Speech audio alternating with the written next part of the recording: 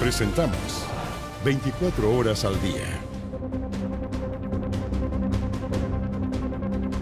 Ahora, 13 horas en punto, bienvenidos a la revisión de noticias en 24 horas al día con la emergencia del momento que se está viviendo en la zona centro de la capital. Monserrat Álvarez con esta fuerte sensación de olor a gas hace un par de horas que ha obligado a la evacuación de no solamente edificios, de oficinas, de diversos puntos del centro de la capital, con una emergencia que ahora la autoridad, el subsecretario del Interior, está explicando en el Palacio de la Moneda. Así es, y vemos también, a ver, escuchemos entonces parte de la explicación que está dando la autoridad respecto a esta evacuación que se ha producido y que se ha ordenado en distintas reparticiones y también reparticiones públicas del centro de Santiago.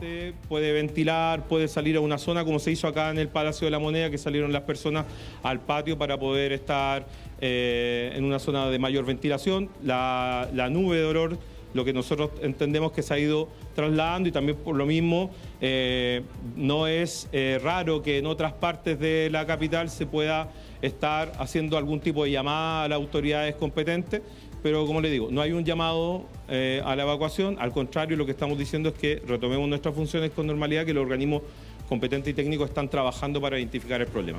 Subsecretario, ¿puede detallar si es que se sabe ya el origen de esta emanación? Porque usted plantea que tiene que ver con lo propio de una ciudad, pero no todos los días se siente una emanación como esta. ¿Hay ya determinado cuál sería el origen de esta situación? Claro, o sea, habitualmente se ocurre en este tipo de eventos en diferentes partes del país. Evidentemente que cuando ocurre en el centro de la capital muchas veces tiene una connotación mayor. Y los organismos técnicos, lo que ocurre ante este tipo de eventos es que continúan trabajando durante el día hasta que logran identificar la fuente y nos entregan el reporte que corresponde a la autoridad en su momento. Pero como le digo, como la peligrosidad es baja en este sentido, son temas que habitualmente ellos abordan. Lo que estamos diciendo es que tenemos que retomar nuestras funciones con normalidad y que la red de salud va a estar atenta a cualquier tipo de consulta. O sea, esa fuente hasta ahora no está identificada todavía. No, habitualmente lo que pasa es que se tarda más porque se continúan las mediciones durante el día hasta que se pueda identificar a ciencia cierta. Muchas gracias. Bueno, preguntarle también a los organismos técnicos, no sé si bomberos en el caso, respecto de cómo se mide que esto no sea peligroso para la tranquilidad justamente de las personas que han sido evacuadas, para quienes también nos están viendo y escuchando. ¿Cómo se hace técnicamente eso para saber específicamente que no es de peligrosidad? Por supuesto, para eso le vamos a dejar ahora la palabra al comandante Tardito. Muchas gracias. Buenas. Hola, buenas tardes. Tercer comandante del Cuerpo Bombero Santiago, Piero Tardito Aguilera. Para responder su pregunta, sí, efectivamente nosotros tenemos instrumentos especiales para poder hacer mediciones en estas condiciones. Como decía su secretario, que efectivamente no arrojan niveles de peligrosidad, ¿cierto? Ni tampoco niveles que son anormales.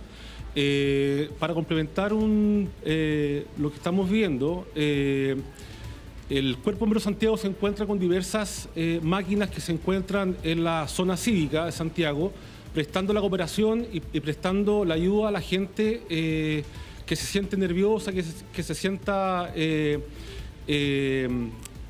desprotegida de esto. Vamos a mantener, yo creo que hasta un par de horas más para que se disipe esta nube de olor a gas. Nuestra central de alarma de comunicación ha recibido una infinidad de llamadas. Llamo a la ciudadanía a la calma, por supuesto, a que vuelva a retomar sus funciones normales de trabajo, de estancia, ¿cierto? Y recomiendo, por supuesto, de ventilar el lugar que se encuentran, abrir ventanas para que el mal olor se disipe, ¿cierto? Y eso va a pasar en unos breves momentos más, cuando ya hay un poco más de viento y se pueda ventilar la situación. Comandante, buenas tardes. Buenas tardes. ¿Han recibido, al menos como bomberos, reporte de personas afectadas que estén problemadas por este corte? Y además, en caso de, ¿qué se debe hacer para que precisamente no saturen los servicios de emergencia? Efectivamente, bueno, el Cuerpo Bombero Santiago ha despachado máquinas a lugares de, por ejemplo, hospitales, colegios. Hemos estado despachando para apoyar la decisión que toma cada establecimiento de hacer la evacuación. Nosotros no llamamos a la evacuación porque no es una situación que sea crítica, en el sentido que tenga niveles anormales, ¿cierto? En este caso son todos los niveles normales. La instrumentación nuestra es de más profesional, ¿cierto?, que nos va a indicar si es que efectivamente tenemos alguna evacuación necesaria que hacer. Recomiendo hacer la ventilación del lugar, ¿cierto?, abrir ventanas, que se vaya ventilando con el viento que está generándose ahora, ¿cierto?, y ahí va a volver a la normalidad paulatinamente, ¿ok? Comandante, también saber finalmente si después de toda esta información que han recopilado no sería alguien o una persona responsable de lo sucedido, sería una negligencia, se aplicaría algún tipo de medida, sanción para el origen de esta situación que todavía no está muy claro.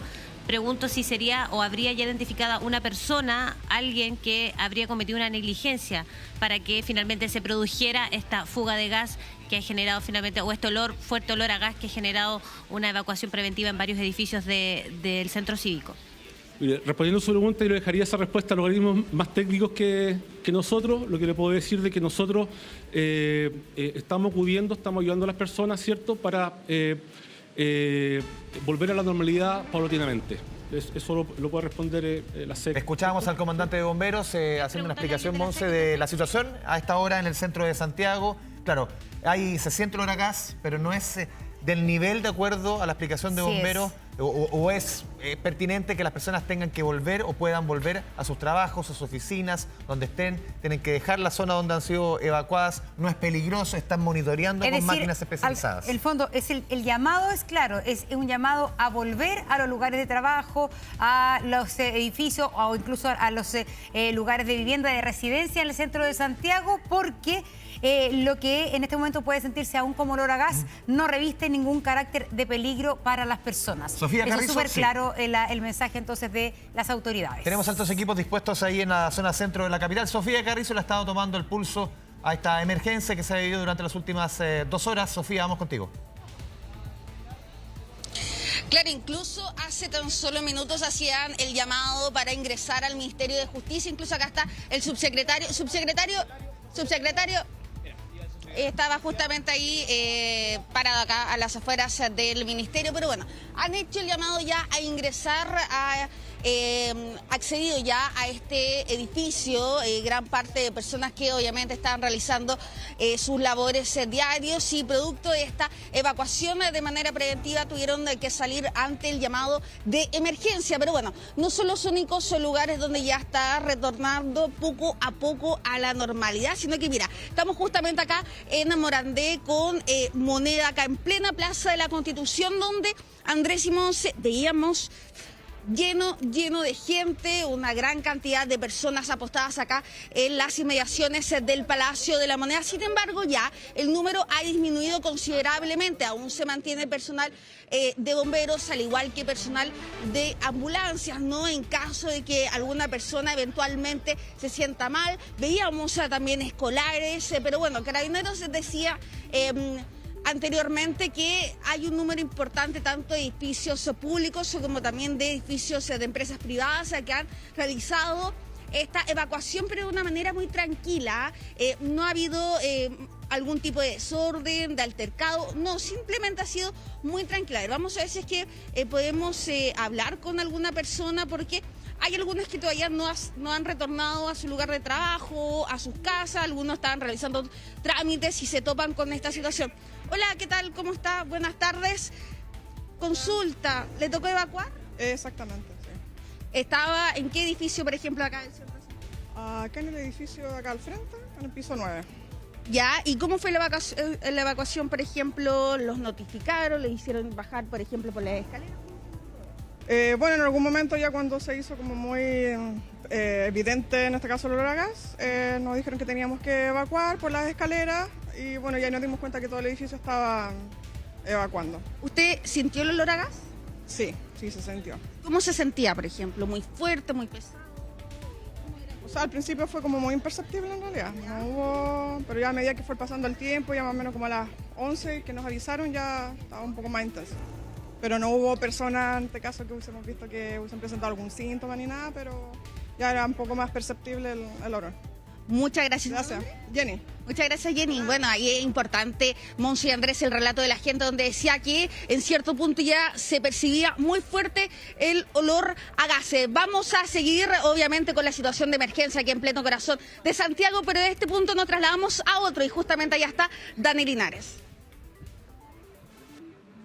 Claro, en calle Teatinos, frente al Ministerio de Hacienda, donde ya se ha entregado la instrucción a todos los funcionarios a retomar sus puestos de trabajo, que ya no hay complicaciones en el interior, por lo que el tránsito, al igual que en la salida, ¿no?, que fue bastante calmo, tranquilo, está retornando ahora en dirección contraria hacia el ingreso de Teatinos 120 y así en otro de los edificios que están a los alrededores del Palacio de Gobierno. La Plaza de la Constitución ya se ha vaciado bastante de gente, restan solamente quienes tienen el flujo habitual del centro, sobre todo a esta hora cuando es hora de colación. Muchos salen precisamente para aprovechar ese tiempo de colación en los servicios que hay disponibles aquí en el centro de Santiago, pero ya el retorno se está dando de forma normal y en gran medida en base a lo que tenemos en pantalla, ¿no? Funcionarios que son los encargados de coordinar las evacuaciones piso por piso. Esto ocurre en cada una de las empresas, pero la verdad que es una labor que es muy importante y que hace que estas evacuaciones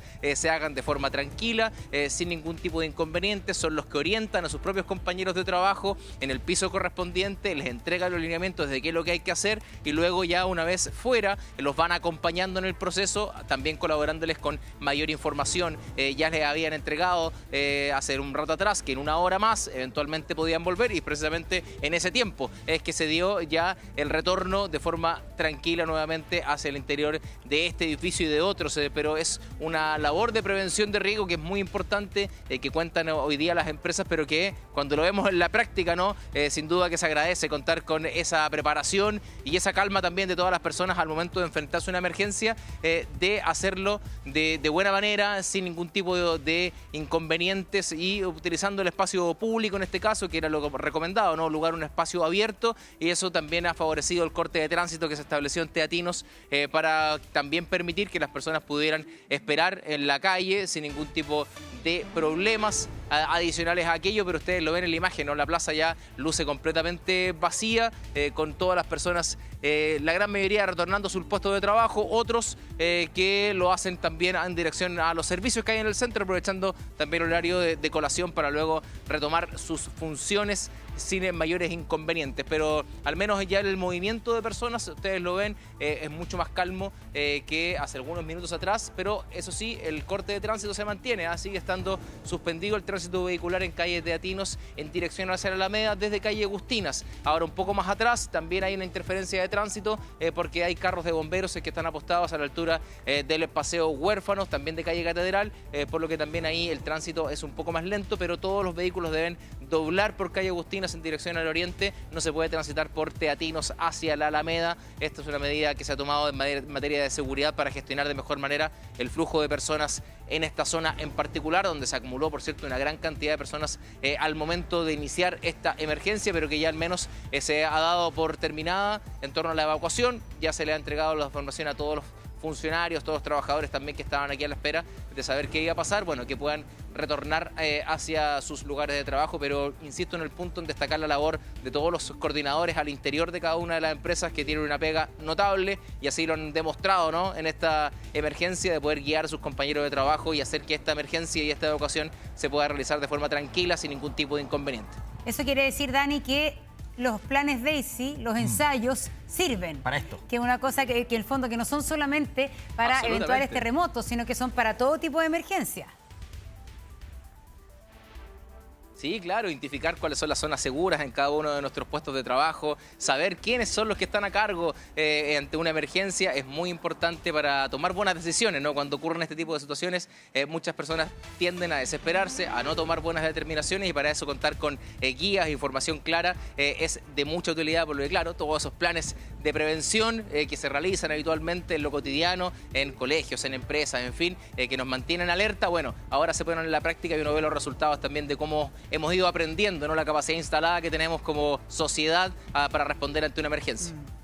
Así es, Operación DAISY. Es verdad. Gracias, Así Dani. Es, la clásica. Bueno, de a poquito entonces vuelve la normalidad, pero gracias, Dani. Sí, se va disipando esta emergencia usando la jerga incluso técnica del momento, pero estamos aquí en el estudio con Cristóbal Vera. Cristóbal, tú nos vas a explicar, claro, termina la emergencia, se va dando entre comillas de baja, pero hay diversos puntos dentro de la zona céntrica de la capital que siguen manteniendo problemas de tránsito hasta ahora, me imagino, por los cortes que han habido a razón de esta emergencia. Cristóbal, vamos contigo. ¿Qué tal, Andrés? Monse, claro, tú ya lo decías, una emergencia que se está dando por finalizada, se podría decir, pero que motivó justamente esta masiva evacuación en varios puntos de la capital. Los quiero llevar de inmediato que pasemos a ver nuestro mapa justamente acá de la región metropolitana. ¿Por qué? Si bien, como decíamos, no, ya se está acabando, se podría decir, esta emergencia, se está retomando la normalidad en cuanto a las labores de los distintos funcionarios también en todos estos sectores de la región, de la comuna de Santiago. Hubo un aumento en el flujo peatonal. Aún hay varios puntos que tienen muchos peatones circulando, justamente que están retomando sus funciones. ¿Dónde? Acá. Barrio Yungay, también en la cercanía de lo que es el sector de Moneda. De hecho, cerca del centro del barrio Yungay. Justamente, Andrés, y claro, lo que han hecho las autoridades es un llamado puntual a un perímetro, a que las personas no circulen por un perímetro en particular. Se los vamos a graficar acá para que quede completamente claro. Esto es en Almirante Barroso, Agustinas, Morandé y también Catedral. En este perímetro donde las autoridades están llamando a no circular aún. ¿Por qué? Por la fuerte emanación de gas, también el olor que se percibe y claramente que podría generar alguna consecuencia en la salud de las personas. Vamos a dejarlo bien clarito acá. Este es el perímetro justamente. Yo ya se lo decía, Almirante Barroso, Agustinas, esto hasta Morandé y luego por Catedral. Este es el perímetro entonces que se estaría viendo afectado a esta hora justamente por esta... no ingresar de ninguna forma. Justamente, Andrés. El llamado es a no ingresar a este perímetro porque se está viendo afectado entonces por esta fuerte emanación y este olor que se está percibiendo, olor a gas. Ese es el perímetro entonces, para que quede completamente claro usted, sobre todo si se está quizás bajando, ¿no?, en alguna de estas estaciones, lo que es Santa Ana, línea 5, también por acá, Plaza de Armas. No ingresar a este perímetro, se lo dejamos bien claro acá. Almirante Barroso, Agustinas, Morandé y Catedral. Perímetro entonces que llaman a no ingresar las autoridades por la emanación de gas. Por último, también lo informaba nuestro compañero Dani Linares, que es importante destacarlo. Desvío de tránsito, según lo que informaba Transporte Informa, lo tenemos en pantalla. Desvío de tránsito en Teatinos al sur por Santo Domingo, al poniente. Catedral al poniente, Compañía al oriente. Moneda al poniente desviado por San Antonio al sur. Morandé al norte por Alameda al poniente. Y por último, Agustinas al oriente por Amunátegui al norte. Esos son los desvíos entonces que se están produciendo a raíz de esta emergencia, ¿no?, que ya se está retomando de alguna manera a la normalidad. Cristóbal Vera, muchas gracias por la información. Seguimos conectados contigo con esta emergencia que afortunadamente va pasando entre comillas. Así es, solo un susto, podríamos decir. Es verdad. Bueno, y vamos a noticias policiales. Una explosión se registró al exterior de una sucursal del laboratorio Abbott, esto en la comuna de Providencia. Algunas autoridades incluso calificaron esto como un acto terrorista. Fabián Collado tiene los detalles. Fabián, adelante, buenas tardes. ¿Qué tal? ¿Cómo están? Monse, Andrés, muy buenas tardes. Trabajos que continúan realizándose en el exterior del laboratorio Abbott, que fue protagonista de este atentado explosivo durante esta madrugada acá en el corazón de la comuna de Providencia. Ustedes van a ver las imágenes, parte de los vestigios que están siendo reparados en estos instantes cuando son la 1:18 de la tarde, producto del atentado donde hay un sospechoso que ustedes van a ver en cámaras de seguridad. Hubo un sujeto en una bicicleta, el cual se le hace el seguimiento porque en un minuto se acerca hasta esta mampara, deja un paquete y posteriormente se retira del lugar. Este es el principal sospechoso de haber dejado un artefacto explosivo que cerca de las 12 de la noche aproximadamente, el reloj marcaba las 11:48 específicamente, detona y genera la alerta, la alarma por varios vecinos acá en la comuna de Providencia. Todo esto, nosotros nos encontramos a 2 cuadras aproximadamente de la avenida Providencia por Pedro de Valdivia. Vecinos que inmediatamente llamaron a Seguridad Ciudadana, llamaron a Carabineros. Algunos de ellos incluso dentro de las denuncias pensaban que se podía tratar de un robo cajero automático, quizás no tenían mucho conocimiento, pero claro, por lo mismo se vieron alertados y cuando llega la policía hasta este lugar, ahí se puede confirmar de que no se trataba de ningún dispersador de dinero, que no existe al menos, o al menos no se aprecia en esta zona, sino que se trataba de un atentado explosivo en contra de este laboratorio, por lo mismo que se cerró el área y comenzaron los trabajos investigativos por parte de Carabineros. Antes de continuar con nuestro relato, ¿cuál fue la impresión de los vecinos? ¿Ellos se despertaron? ¿Algunos estaban despiertos? Revisemos esas declaraciones. asustados porque fue cerca. Sí, fue muy fuerte porque pensamos que se iban a reventar los vidrios. Mi edificio tiene lleno de vidrio. ¿Tú estabas durmiendo? Sí, estábamos durmiendo. ¿Qué es lo que escuchas? Un bombazo muy fuerte que hizo estruendo en todos los vidrios. Yo quedé impactada. Yo automáticamente me dije, no es un regenerador. Dije, es imposible que haya sido un regenerador eléctrico o algo así. Eso fue una explosión. Se sintió como una bomba. Y dije, que está cayendo algo del cielo. Porque fue impresionante. Sentí un silencio profundo y sentí pasar un auto, pero como loco. Fue 11:45. 11:45. Y a las 12 empezó a llegar todos los movimientos de autos y todo lo demás. Claro, como decía la vecina, porque se desplegó un operativo muy importante durante esta madrugada acá en la avenida Pedro de Valdivia. ¿Por qué? Porque inmediatamente se ordenó cerrar el área. La Fiscalía Metropolitana Sur, quien está a cargo de todos los atentados explosivos a nivel nacional, que son quienes estuvieron en el lugar, estuvieron verificando todos los antecedentes. Se encomendó al Grupo de Operaciones Policiales Especiales de Carabineros, al igual que el Laboratorio de Criminalística, los cuales estuvieran viéndolo, haciendo los peritajes necesarios, pero faltaba evidencia. Faltaba ver la especificación más técnica, cuál había sido el artefacto explosivo que había detonado. Por lo mismo, se requirió que con luz día, o sea, casi 7 horas de peritaje aproximadamente, se pudiera recabar todos esos antecedentes y hasta la más mínima esquirla que tuviera vínculo, relación con la bomba que había sido dejada en el lugar, para ser trasladada hasta el Grupo de Operaciones Policiales Especiales de Carabineros. En paralelo, acá se generaron muchas complejidades porque el tránsito se mantuvo absolutamente suspendido producto de este hecho, y además de eso es que los daños que fueron dejados fueron en la mampara, en los vidrios y también en la cerámica del laboratorio Abbott que se encuentra a mi espalda. Vamos a revisar las declaraciones por parte del persecutor. Cercano a la medianoche, una explosión. Concurrió personal del GOPE inicialmente. Se ha verificado la muy probable existencia de un artefacto explosivo. No hay personas lesionadas y lo único que hay de momento verificado son daños en ventanales del edificio aledaño al lugar de la detonación. Fabián, afortunadamente los daños son exclusivamente materiales, pero normalmente cuando lamentablemente ocurren este tipo de hechos, se deja algún mensaje o incluso en las horas después se recibe algún llamado o alguien, grupo, persona que se adjudique este tipo de hechos. ¿Ha ocurrido algo como ello? ¿Existe alguna señal? Claro, uno podría pensar, ¿se dejó un paquete? ¿Era una encomienda o sencillamente el tipo dejó ese explosivo ahí? No era una encomienda para nadie. Como ha pasado en otros casos, que se deja encomienda, llega a la oficina. Recordemos este caso de la oficina de las empresas de Luxich, que la encomienda iba a ser el ministro del Interior, Rodrigo Hinspeter, esto hace 10 años atrás más o menos. ¿Cómo fue la forma de operar acá? Bueno, en este caso todavía no se ha podido clarificar porque lo primero que tiene que llegar Carabineros es poder tomar contacto con el sujeto de la bicicleta. Según lo que se aprecia, mantenía una mochila.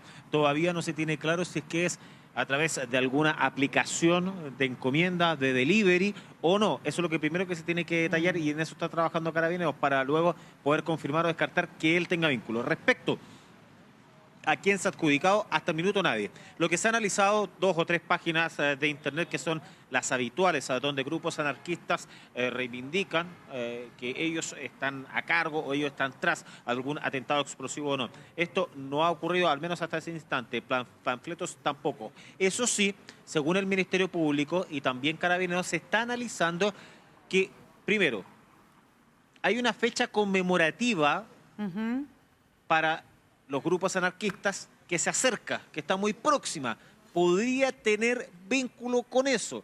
Y además de eso, que las declaraciones que vamos a revisar a continuación justamente, el ministro de Seguridad lo que argumenta que justamente mayo es uno de los meses donde hay un alza significativa en atentados explosivos e incendiarios a lo largo de los últimos 10 años aproximadamente. Es donde se produce la mayor cantidad de atentados explosivos, fundamentalmente porque no tan solo la fecha que nosotros le estamos haciendo mención, sino que hay otras fechas conmemorativas para los grupos anarquistas y para poder reivindicar esto es que realizan este tipo de situaciones que son muy graves, que en definitiva provocan mucho daño. Sin ir más lejos, acá están los daños físicos, claro.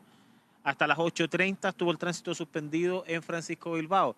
Pero acá, a ver, Pedro, si tú me puedes acompañar. Hay 2 colegios que son reconocidos. Por ejemplo, uno de ellos es el colegio alemán que está ubicado a un costado, el colegio alemán Saint Thomas Morus, y a un costado el Instituto de Humanidades Luis Campino, que este último es uno de los más reconocidos, lógicamente, a nivel de la región metropolitana. Estos dos colegios, ¿qué es lo que tuvieron que hacer? Suspender sus clases. Estaban todos los jóvenes, nosotros vimos a varios muchachos que estaban en la esquina cuando estaba el tránsito suspendido, estaban viendo qué es lo que hacían, y a través de las redes sociales del colegio alemán Saint Thomas Morus, y al igual que el Instituto Luis Campino, tuvieron que suspender la clase porque esto estaba todo cortado, todo el tránsito suspendido hasta las 8:35 de la mañana aproximadamente.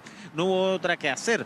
Y además de eso, que el flujo vehicular acá, todo lo que generó esto, los trastornos viales en los alrededores fueron la verdad, que arduos. Mira, ¿les parece que revisemos las declaraciones por parte del alcalde de Providencia, Jaime Belolio, que se hizo presente en el lugar, y también parte de la investigación que están desarrollando y que están recibiendo la información el gobierno en voz del ministro de Seguridad? Mucha atención con este dato, este antecedente. Mayo, un mes donde se acrecentan los atentados de esta forma. Escuchemos. No hubo ninguna persona lesionada, sin embargo es evidente que un artefacto explosivo en el espacio público, a nuestro entender, es una conducta terrorista. Y por tanto, yo ya me he comunicado con el ministro de Seguridad, he hablado con el fiscal también, y lo que quisiéramos solicitar es que se presente una querella con quien resulte responsable por delito terrorista. En nuestro país existe un grupo de personas que utilizan mayo como expresión de sus reivindicaciones anarquistas y antisociales. Lo que ocurrió esta madrugada en Providencia, quiero decir, es grave.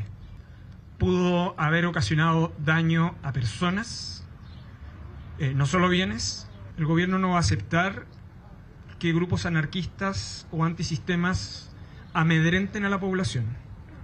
Y la evaluación inicial, que un acto de esas características está dentro de lo que la ley califica como delito terrorista. Y el Ejecutivo está estudiando seriamente la presentación de la querella.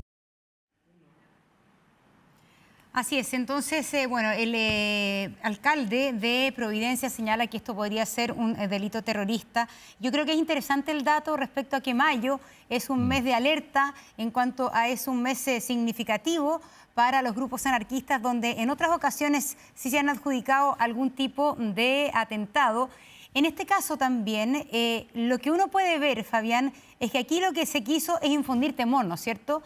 Porque no había personas que corrieran peligro había un conserje, ¿no es cierto? Había un conserje en el edificio, sin embargo no estaba en el lugar cuando ocurre la explosión, y lo que sí se sintió muy fuerte fue el ruido en todo el vecindario.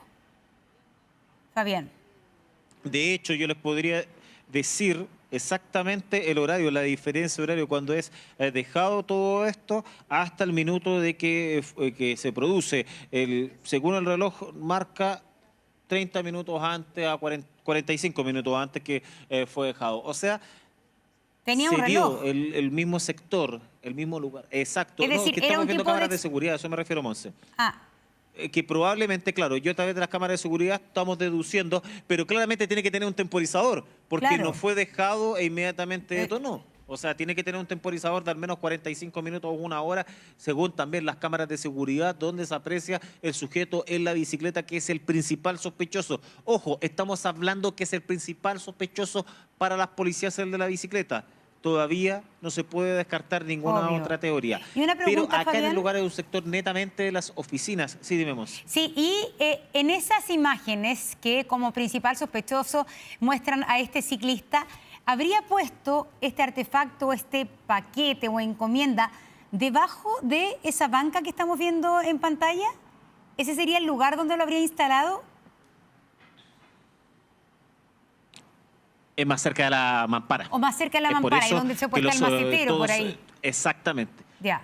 Exactamente. ¿Por qué? Porque incluso los daños a esta misma banca, la banca está intacta en estos minutos, la estamos viendo. Razón. Claro, es de cemento, se nota, pero adentro, mira, no sé si ustedes tienen las imágenes de apoyo que nosotros pudimos hacer en la mañana. Estamos con ellas. Ahora que está tapado, en un costado de los muros se ve destruido. No sé si ustedes pueden verificar que hay daños que uno al costado derecho. Sí.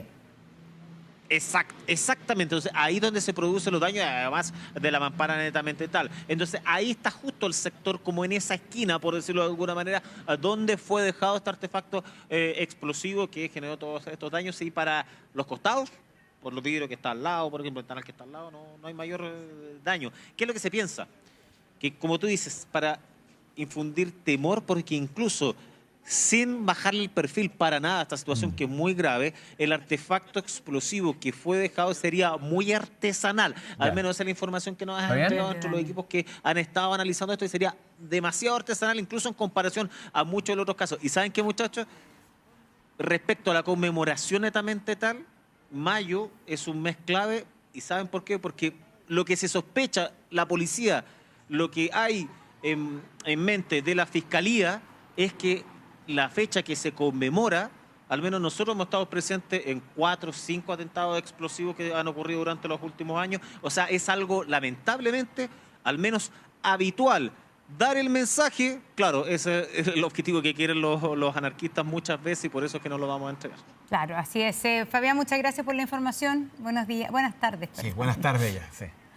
Hace un par de meses también, hace 3 meses, va a ser más exacto, que está rigiendo nuestro país una nueva ley antiterrorista que, entre comillas, simplifica la forma de comprobar este tipo de delitos. Vamos con otros temas de la contingencia. Un conserje de 70 años fue brutalmente agredido mientras realizaba una ronda nocturna. Su agresor le habría pedido un cigarro y, como el hombre no tenía, desató su injustificable ira. Más detalles a esta hora junto a Juan Carlos Alarcón. Juan Carlos, buenas tardes.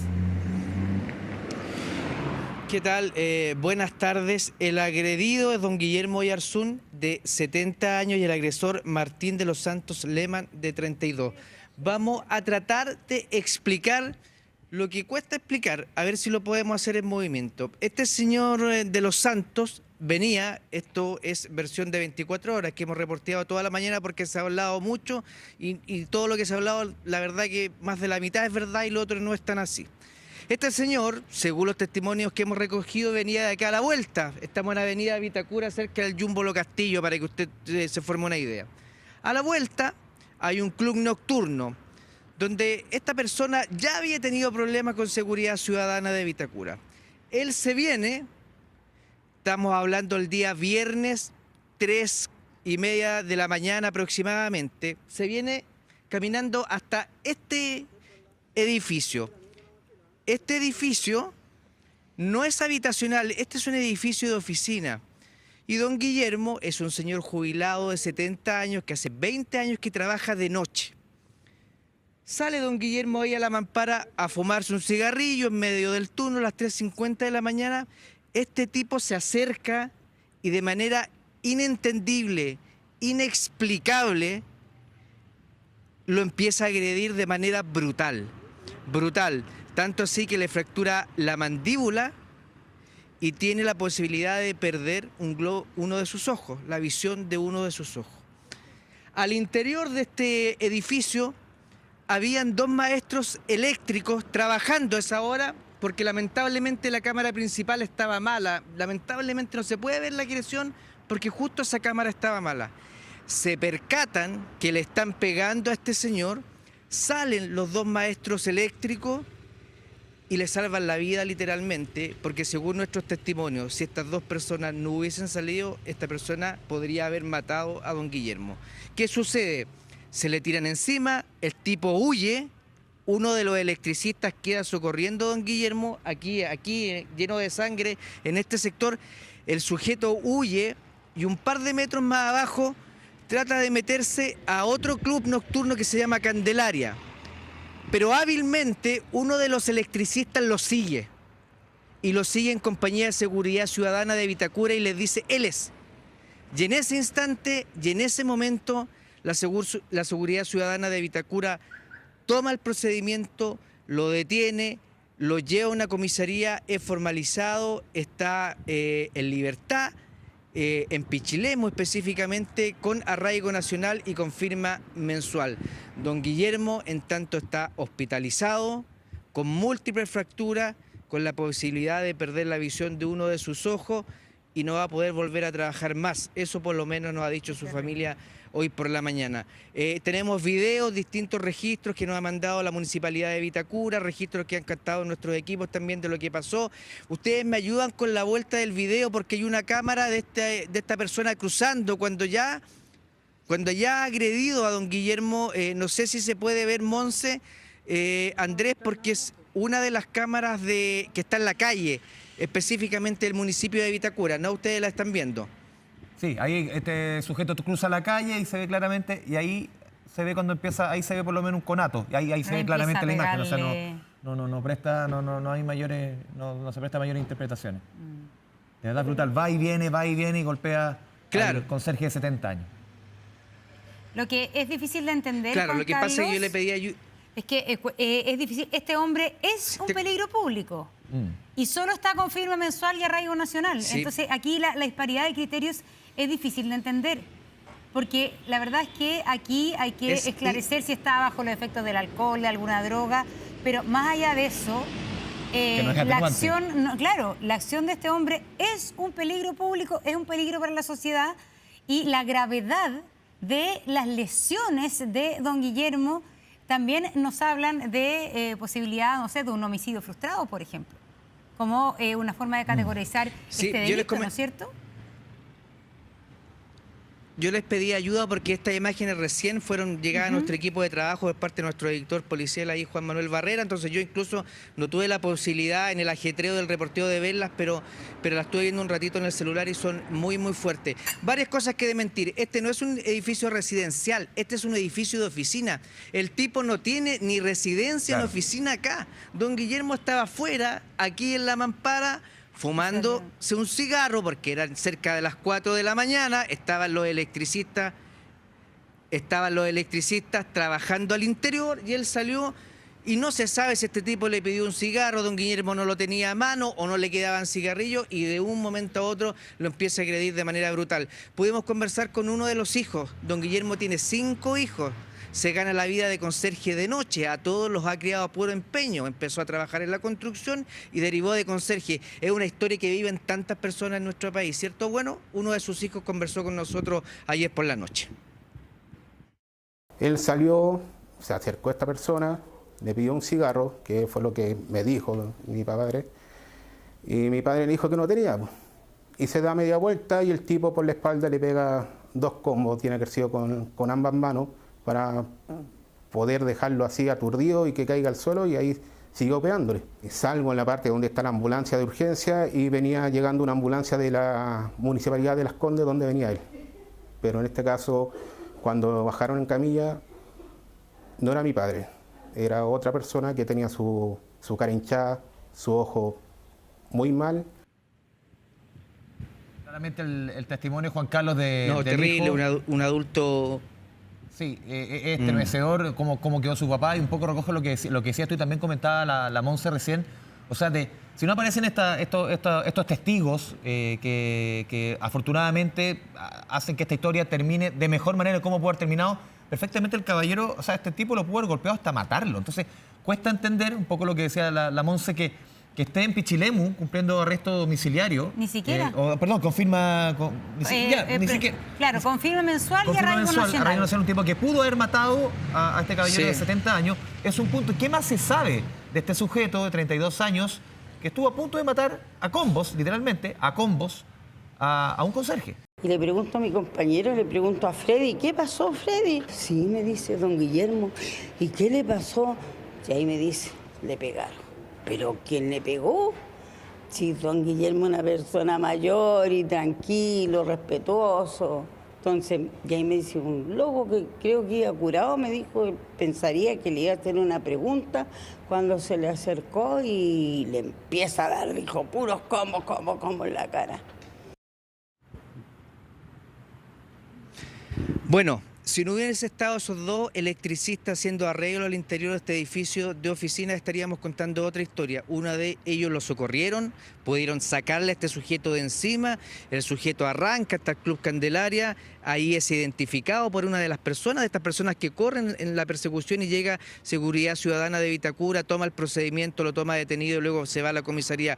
Habló la alcaldesa también de la comuna a propósito de esto, que había pasado de viernes para sábado, y nos vinimos a enterar recién el lunes o martes. Pasemos a escuchar esas declaraciones.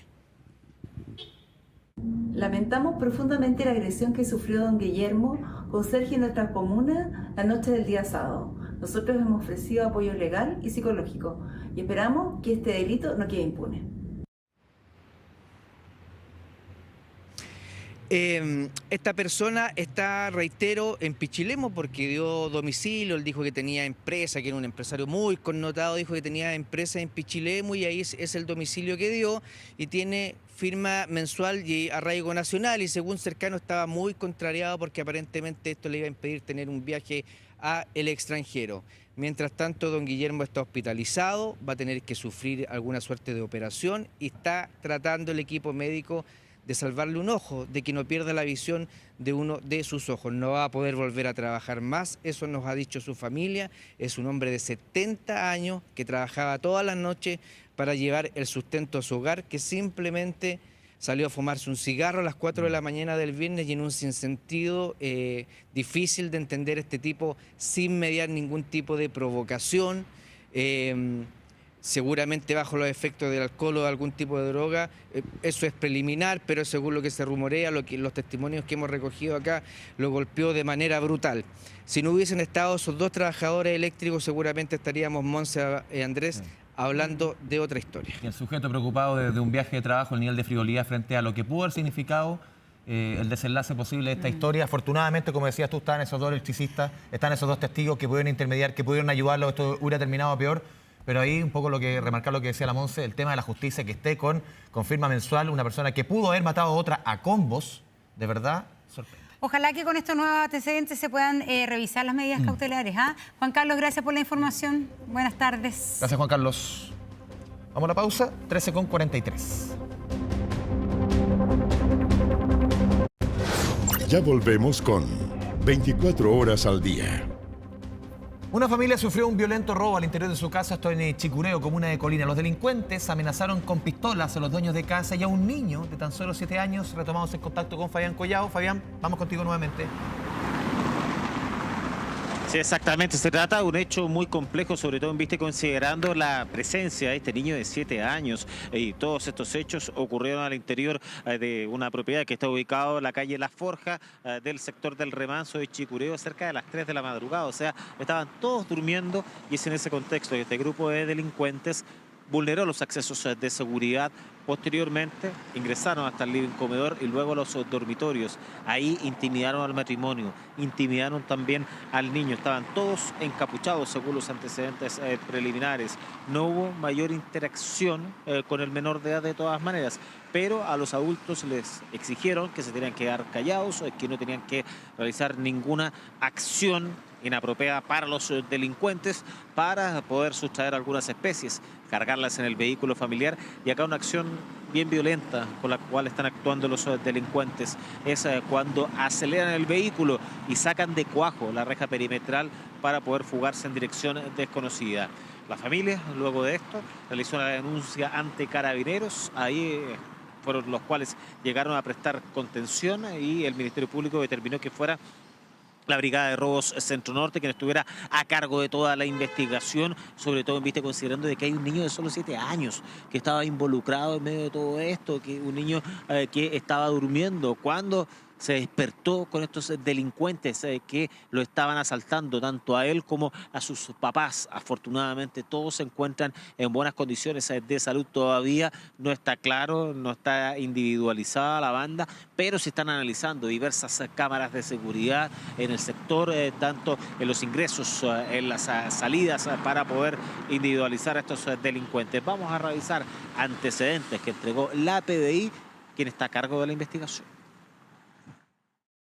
4 sujetos a bordo de un vehículo ingresan mediante la fuerza al domicilio, mientras los ocupantes y víctimas se encontraban al interior, procediendo a intimidarlas aparentemente con un arma de fuego. Una vez al interior del domicilio, los sujetos comienzan a sustraer diversas especies, entre ellas televisores, teléfonos celulares y joyas de las víctimas, para posteriormente, sin violencia, abordar el vehículo de la víctima con las especies, derribar el portón y huir en dirección desconocida. En este asalto se habla de entre 3 a 4 delincuentes, es decir, más lejos del modo de operar, es cada vez más similar a los turbazos. ¿Cuál es la denominación del turbazo? Cuando entra un grupo de 8 o 10 delincuentes a irrumpir al hogar. Claro, el método de operar en este caso es bastante similar, incluso derribando el portón de acceso. Imagínense la tranquilidad de unas personas, de una familia a las 3 de la mañana y que se vea irrumpida de esta manera, más encima con un niño de 7 años que estaba descansando y lamentablemente despertó por el actuar de estos delincuentes que hasta el minuto están prófugos. Monse Andrés. Sí, inevitablemente esto nos recuerda el asalto que terminó con el ciudadano francés asesinado también. También en la misma comuna. Fabián. Si bien esa banda logró ser detenida, la que terminó con la muerte del ciudadano francés, también tiene este modus operandi donde se amenaza con armas a niños pequeños, donde se entra en medio de la noche a una casa, se irrumpe en esta casa para robar lo que encuentran. En este caso, muchas veces el objetivo es el vehículo de la casa, pero sin duda, me imagino yo que hechos de este tipo tienen asustada a la población específicamente de esta comuna de Chicureo. No exactamente, y además que la mayoría son menores de edad. Recordemos que en el caso del ciudadano francés había solamente un adulto dentro de los detenidos. La mayoría de ellos eran adolescentes, la mayoría eran menores de edad, 15, 16 años, los cuales estaban protagonizando ese caso. Llevándolo a lo que ocurrió durante las últimas horas, efectivamente, pese a que estaban encapuchados, según el relato de las víctimas, podrían ser menores de edad. Entonces acá estamos hablando de muchas bandas que están cometiendo este tipo de ilícitos, tanto asaltos de estas características, turbazos, y que están compuestas las bandas por adolescentes. Fabián Collado, muchas gracias por el reporte policial. Muy buenas tardes. Muy buenas. Bueno, y el dueño de un almacén, un hombre de 75 años, enfrentó a escobillazos a delincuentes que estaban fuertemente armados y que intentaban asaltar su local, esto en Lota. Asegura que intentó defender, antes que nada, a su mujer. Felipe Jara nos entrega detalles. Felipe, buenas tardes. Claro, defender a su mujer y también defender lo que es la única fuente de ingreso de estos dos adultos mayores que viven acá en el sector Fundición de Lota y que tienen este local comercial que fue blanco de este violento asalto, robo frustrado. Justamente lo que están viendo ustedes en imágenes corresponde a las cámaras de seguridad de este mismo local comercial que muestran la temeraria pero a la vez arriesgada maniobra, acción por parte de este hombre que trató de defender, como les decía yo, su fuente de ingreso con lo que tenía. ¿Qué es lo que sucedió? Ellos estaban solos en ese momento, a eso de las 21 horas, eran un par de minutos pasadas las 21 horas, estaban a punto de cerrar ya este mini market, este local comercial, cuando irrumpen en este cuatro sujetos violentos, armados también. De acuerdo a lo que nos decía ellos, se veían jóvenes, probablemente adolescentes, nos decía don Haroldo, entre los 14 y los 15 años probablemente. Y estos sujetos se dirigen, uno de ellos, justamente el que estaba armado, no sabemos si es que era un arma de fantasía o un arma real lista para disparar, porque no han sido detenidos estos sujetos, no ha habido personas detenidas, pero uno de ellos, el que iba con esta pistola, va directamente hacia la caja donde se encontraba la mujer. Y ahí es cuando se desarrolla rápidamente esta acción y viene la reacción de este hombre de la tercera edad. ¿Qué es lo que hace? Toma lo que tenía a la mano, el escobillón con el cual estaba haciendo aseo previo a cerrar el local comercial, y con este empieza a repeler el ataque. Se ve en los registros de las cámaras de seguridad cómo alcanza a golpear a estos sujetos violentos. Y la acción dura, la verdad, es que pocos segundos, porque estos sujetos irrumpen y de inmediato viene esta reacción temeraria y riesgosa. Y estos sujetos de inmediato se van, no ponen ningún tipo de resistencia, abortan este asalto y se van. Por eso que estamos hablando de un robo frustrado. Yo los quiero invitar a que pasemos a escuchar declaraciones, el testimonio de estos comerciantes. Estábamos cerrando con mi señora, estábamos preparándonos para entrarnos, que ya cerramos a las 9 de la noche. Ese día no puse la reja nomás, o sea, como dice, ya estaba para irme, así que ya estaba en eso cuando entraron estos malandras. Tomé la escoba que estaba limpiando, lo tomé a escobazo, empecé a pegarle, a defenderme, o sea, oye, este es mi trabajo, yo trabajo, o sea, no voy a entregarle la plata así tan fácil a uno, claro, que uno se arriesga. Lo arrinconé ahí en donde están las papas fritas y quedamos frente a frente, entonces él hace esto así y me pone la pistola aquí en el pecho. Claro, el que ven ustedes a mi espalda en este momento está abierto. Ellos no han dejado de atender, no han dejado de trabajar. El mini market está justamente aquí en este lugar y este es justamente el sector en donde, el local comercial en donde se desarrolla esta acción. Como pueden ver, ellos están trabajando. Ya nos decían, es al menos el tercer asalto que sufren y fue justamente aquí en este sector donde estamos nosotros en este momento, al ingreso de este local comercial donde se produce esta acción. ¿Qué es lo que piden ahora los trabajadores, ellos precisamente, la gente que vive en este lugar? Claro, probablemente un poco más de seguridad. De hecho, fíjense que acá hay un poste del alumbrado público que hace un año que no funciona para los temporales del año pasado. Ese poste se rompió y no se ha podido recuperar. Nosotros vamos aquí, sabemos que don Haroldo está atendiendo, está trabajando, pero bueno, claramente lo que ocurrió el otro día no es nuevo para ustedes, habían sido blanco de otros asaltos, pero claro, lo que sucedió el pasado fin de semana ya extremadamente violento. Buenas tardes, don... Buenas tardes, amigo. Lo que pasó, bueno, para nosotros ya, yo pienso, son gases del oficio y comerciantes. Todos los comerciantes estamos expuestos a estas cosas, todos. Nadie dice, no, a mí no me pasa, todos estamos expuestos a este tipo de cosas. Y bueno, ya, para mí ya pasó, ya. ¿Usted se había puesto alguna vez en este escenario que le podía ocurrir esto y que probablemente iba a tener que defenderse? Sí, siempre he estado con la mentalidad que si llega alguien hay que apechugar. Siempre esa ha sido mi posición, pues no sea, no entregarme así tan fácil porque tercera vez que pasa esto. A pesar del riesgo de la acción, ¿cierto? Sí, pues es que no sé, pues yo digo que uno tiene que estar expuesto a esto. O sea, y poner más medidas de seguridad, sí, pero es que ahora ya para el delincuente no hay medidas de seguridad. De hecho, claro, lo último usted me decía que aquí tienen un poste de alumbrado eléctrico, sí, de alumbrado público, que hace un año que no funciona. Hace un año que no funciona, cayó para el temporal el año pasado de junio. Y nunca más se ha repuesto. Yo he mandado cartas a la municipalidad, ayer unos vecinos hicieron un video, mandaron a la municipalidad por el estado que nos encontramos a oscuras y seguimos en las mismas. ¿Sí? Ojalá esto no le vuelva a suceder, pero ¿usted volvería a reaccionar de la misma manera? Sí. Lamentablemente algunos dicen, no hay que hacerlo, pero no sé, yo no... Decía, hay que estar en el lugar, me decían. Claro, hay que estar en el lugar porque es tu trabajo. O sea, aquí tendría que todos les dejar 10 lucas dispuestas para un asaltante. Perfecto. Ahí escuchábamos las declaraciones entonces de don Haroldo, precisamente el protagonista de esta historia, de este asalto frustrado por parte de estos sujetos que ingresaron a este local comercial y se encontraron, bueno, con esta reacción, se los decíamos yo, una reacción temeraria, riesgosa y que terminó finalmente con estos sujetos huyendo. Carabineros ha sido encargado por parte del Ministerio Público para realizar la investigación y ojalá poder dar con el paradero de estos delincuentes que irrumpieron en este local comercial, afortunadamente sin tener que lamentar personas lesionadas o incluso alguna consecuencia más grave tras esta situación que ocurrió acá en el sector alto, en el sector fundición de Lota. Así es, bien arriesgada la reacción de ahí don Haroldo, pero igual que nos dé el dato del escobillón, ¿ah? ¿Verdad? Sí. Un buen escobillón. Era un trapero, estaba pasando el trapero. El trapero, literal, ya. así con... Gracias, Felipe.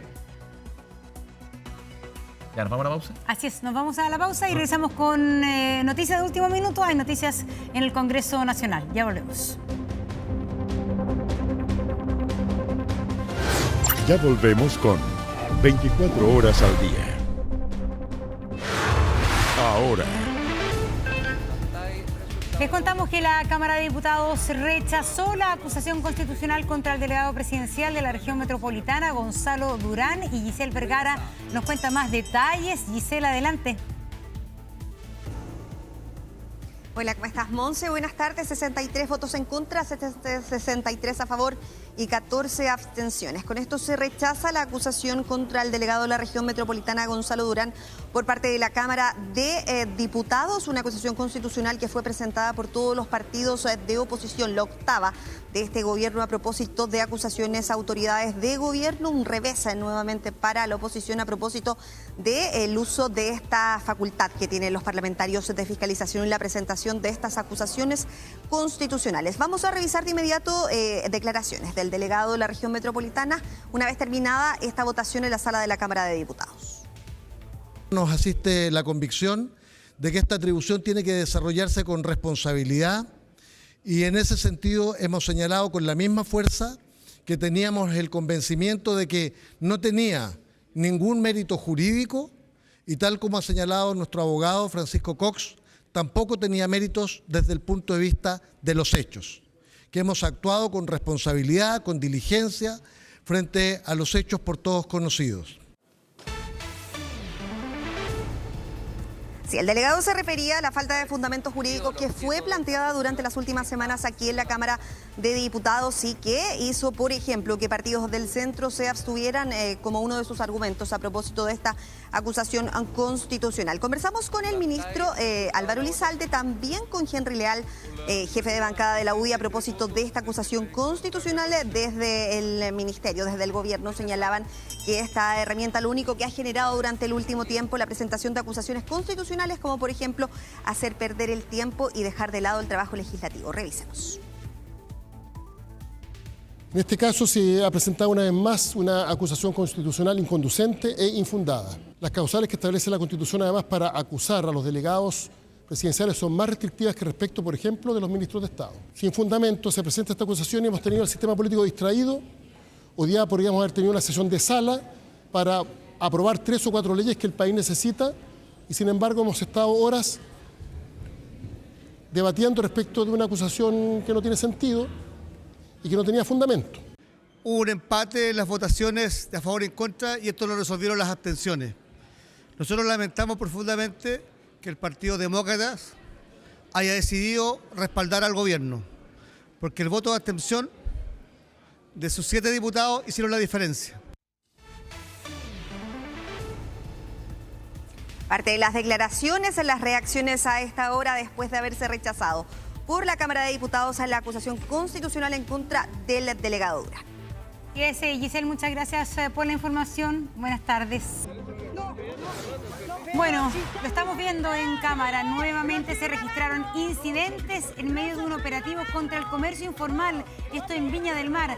2 vendedores ambulantes quedaron detenidos y Patricia Flores nos entrega detalles. Pati, adelante.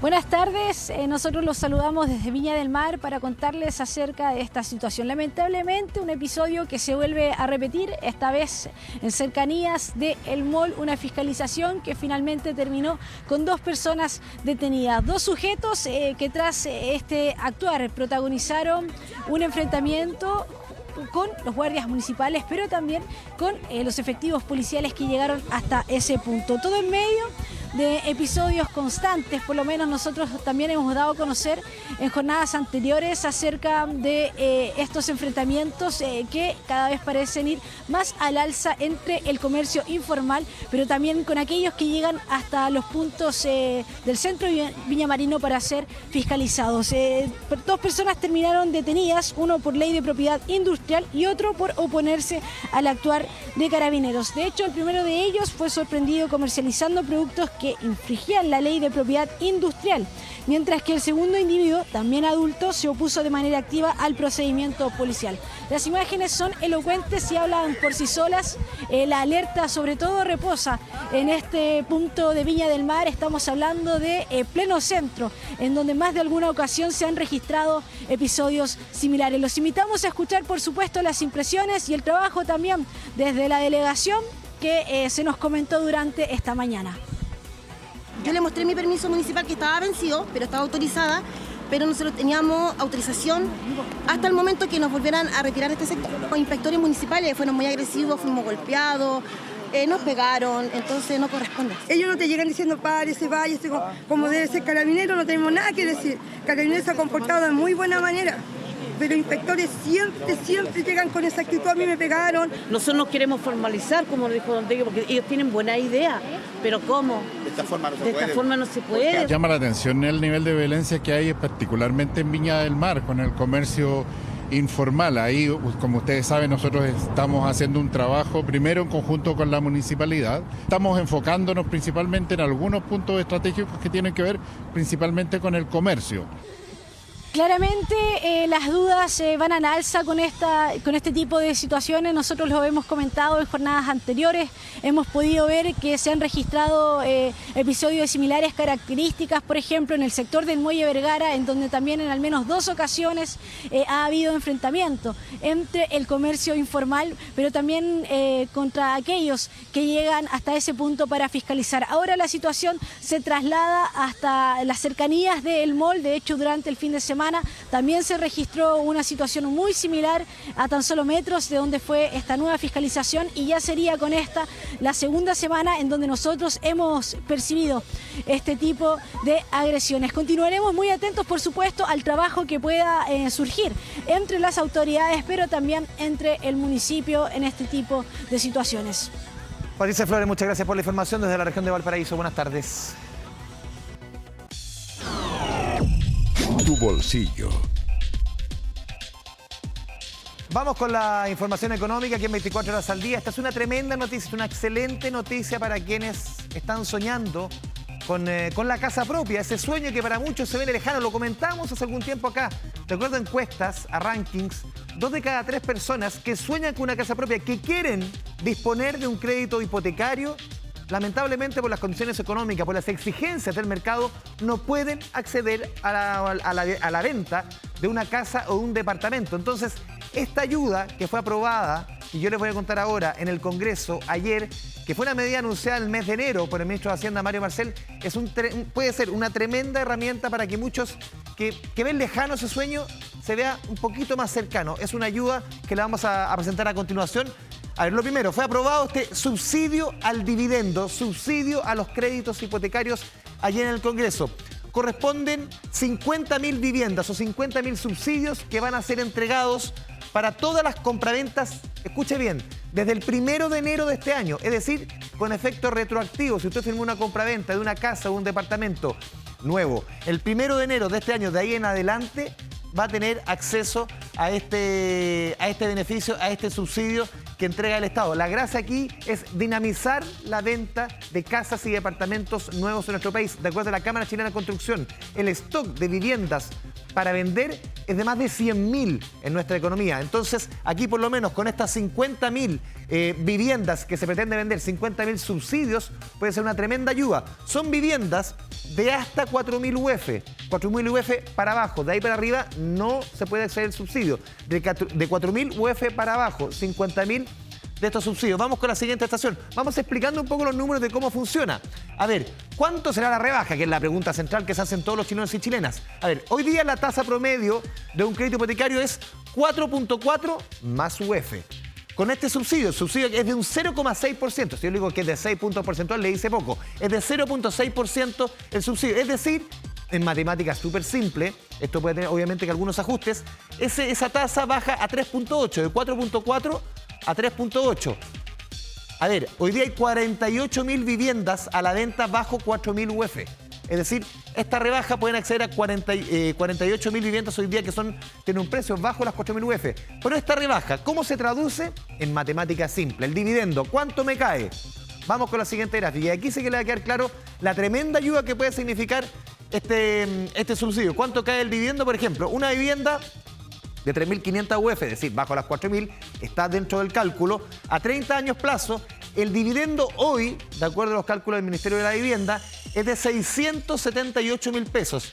Caería con esta medida a 602.000 con este subsidio, estos 6 puntos porcentuales mensuales durante todo el transcurso del crédito. No es un plazo limitado. A ver, 76.000 pesos de ahorro todos los meses.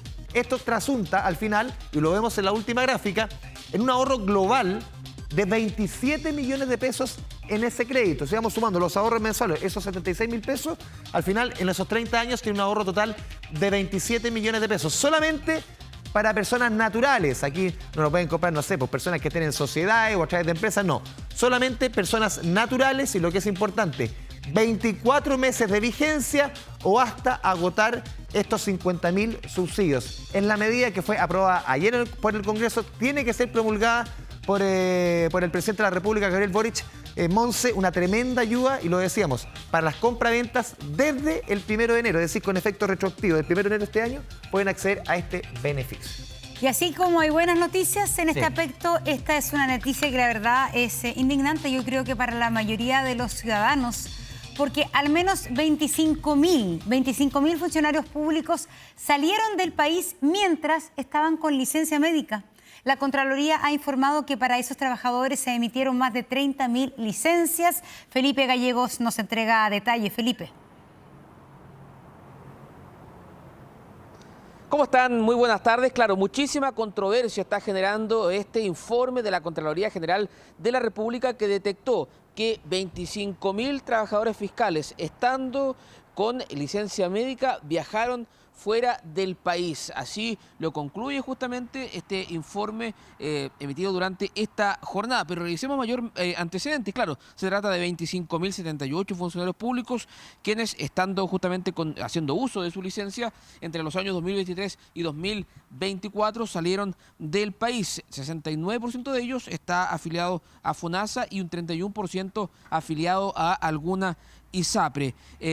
La gran controversia es que estos trabajadores en su totalidad contemplan unas 59.000 veces en que salieron justamente del país. Así al menos lo constata Contraloría en base a información de la Policía de Investigaciones. Pero ¿quiénes son estos trabajadores fiscales?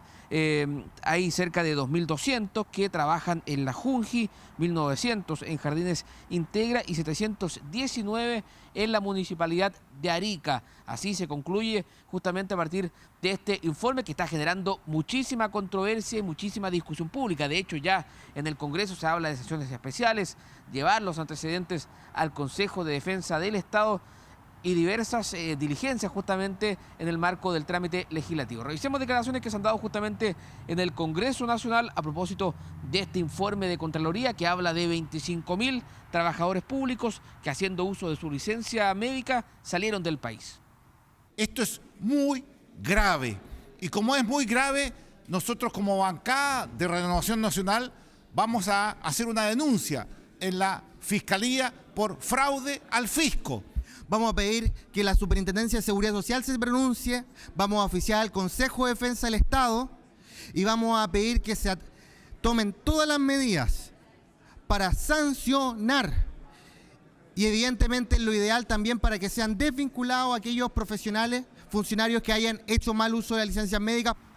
Y claro, la gran problemática que aquí detecta la Contraloría es que se define la licencia médica como la incapacidad para poder trabajar, y el cuestionamiento radica en que eso en ningún caso implica salir justamente del territorio nacional. De hecho, el mismo informe detecta que hay cerca de 125 funcionarios que contemplan entre 16 y 30 entradas y salidas del territorio nacional. Bueno, gran parte de esos funcionarios están justamente en la región metropolitana con el 43%, le sigue la región de Arica con el 16% y un 10% de estos trabajadores está también en la región de Magallanes. Nosotros conversamos con el presidente de la ANEF, de la Asociación Nacional de Empleados Fiscales. Claro, él habla de que esto es derechamente un abuso y que con el gobierno se está trabajando en una mesa para detener el ausentismo laboral. Pasemos justamente a revisar lo que dijo el presidente de la ANEF y que dice también el gobierno a propósito de este informe de la Contraloría General de la República. Esto no puede confundirse el abuso que hoy día tenemos conocimiento con esta figura de utilizar una protección laboral para concurrir en periodo de hacer uso, pretender mezclar con feriados legales. Eso no corresponde. Como de las consecuencias, que es parte de tu pregunta, hemos iniciado los sumarios respectivos en todas estas instituciones. Obviamente se han rechazado todas las licencias médicas que están asociadas a estos funcionarios y lo que implica es que luego tienen que posteriormente devolver estos recursos que estaban garantizados por el descanso reparatorio. Está al rojo la polémica entonces, han salido a hablar durante esta jornada también distintos candidatos presidenciales a raíz de este informe de Contraloría que agita las aguas y que habla de 25.000 trabajadores públicos que, haciendo uso de su licencia médica, abandonaron el país, se fueron de vacaciones, tuvieron viajes al extranjero, un tema que por supuesto va a seguir generando múltiples repercusiones. Así es, Felipe, la verdad es que inaceptable. O sea, no solamente uno podría además que podría haber sido una excepción, son 25.000. O sea, no solamente uno cuestiona la licencia en sí, sino también más carepalo de durante la licencia salir de viaje. Y ya hay un informe también junto con este de lo largo de las licencias. Licencias pueden durar 2, 3 años. Entonces, muy complicado. ¿Vamos al deporte? Vamos al deporte. Hay que leer. Estamos recuperando. Estamos recuperando. Estamos recuperando. Ya, muchas gracias por haber estado con nosotros. Que les vaya bien. Puede caminar. Después el maratón. Es verdad, nuestro maratonista.